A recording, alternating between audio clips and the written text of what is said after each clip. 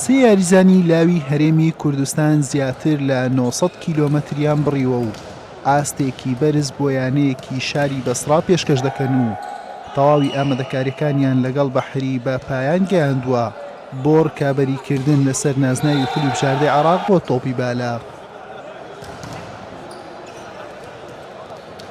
هۆکاری یاریکردنی من ئەمساڵ بۆ یانەی بەحری بۆ کۆمەڵە هۆکارە گەڕێتەوە. یەکێک لەوانە یاریکردنی من لە پێکادەی سەرەکیە لە ڕووی لایەنی مادیەوە بەدڵنیاییەوە لە نادە کوردەکان زۆر باشترن. هۆکارێکی تر بۆ نزیک بوونەوەمان لە منتەخەبی عێراق بتوێنێتەوە ئەوە واقعی عێراقە نادە عەرەبیەکان زۆر باشترن وەک لە کوردەکان. وەڵا بەدڵنیاییەوە شتێکی بتوێنێتەوە ناخۆشە دوورکەوتنەوە لە ئەهل و کەس و کاری خۆت و دوورکەوتنەوە گۆڕینی زمانی خۆت کۆمەڵە شتی قورسە، بەڵام هەدەفی ئێمە زۆر لەوە گەورەترەکە بۆ نمونە بۆیە پێویستەکە کۆمەڵە قوربانی هەیە بیێن. ئەوە شتێکێکە لەو شتانێکە کردومانە.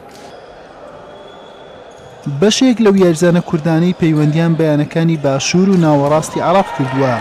هۆکارەکەی بۆ ئەوە دەگەڕێنەوە لە ڕووی دارایی پاڵپشتێکی بەهێز و لە ڕووی دەرکەوتن و ناوبانگیشەوە زیاتر لە یانەکانی کوردستان گرنگیان پێدەدرێت و چاوەڕوانی دەرفەتی زیاتریش دەکەن بۆ ئەوەی بانکێشتی پێکاتی هەڵبژاردەی عێراق بکرێن.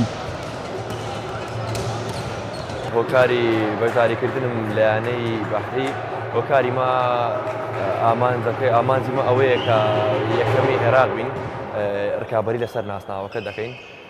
هەدەفی مە یەکەم و دووەمی عێراقە. ئەو یانەیە زۆر ئاسوودەمە لەگەڵیان، وەکو پارەکەش هەر لەگەڵیان بوو، لەگەڵیان مشارەکەی بتوڵەی عێراقمان کردووە. ئەو سەر بەشداری بتوڵەی عەرەبی دەکەین و بەشداری بتوڵەی ئاسیا دەکەین. بەڵێ ئەو یانە پێویستی بە یاریزانی یەدەکە، پێویستی بە یاریزانی زۆر باشەیە، پێویستی بە یاریزانی هەڵبژاردە هەیە کە بتوانێت منافەسە بکە. تۆ هەست بە یاریزان دەکەی لە شارێشکە دوور لە شارەکەی خۆت، تۆمەعی زیاتر دەکەی کە تەمرین بکەیت، تۆمەعی زیاتر دەکەی کە ئادا بکەی، زیاتر تۆمەع دەکەی کە مستەوایەکی باش پێشکەشکەی. محەممەد سەلیم و محەممەد کەریم و عەبدوڵڵا کەریم ئەو سێ یاریزانە کوردان درێسی یانەی بەحری دەپۆشن لە خولی بژاردەی عێراق. بۆ ئەم وەرزش ڕکابەری نازناو لە هەر سێ خولی عێراق و عەرەب و ئاسیا دەکەن.